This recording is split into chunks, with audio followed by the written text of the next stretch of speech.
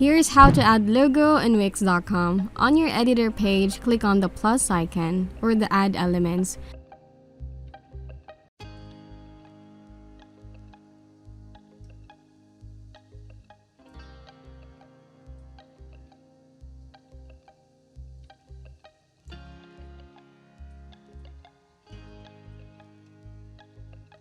We can choose to add image as a logo, or if you already have uploaded your logo, it's here under media.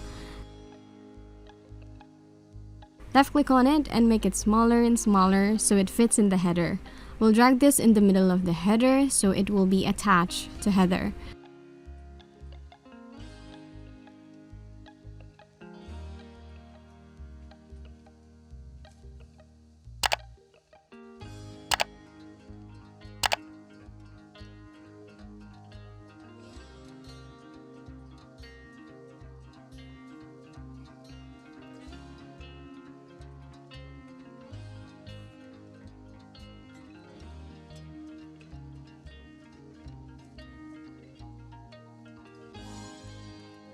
Clicking on the logo will have options like linking the logo to a page on our site, for example like the home page.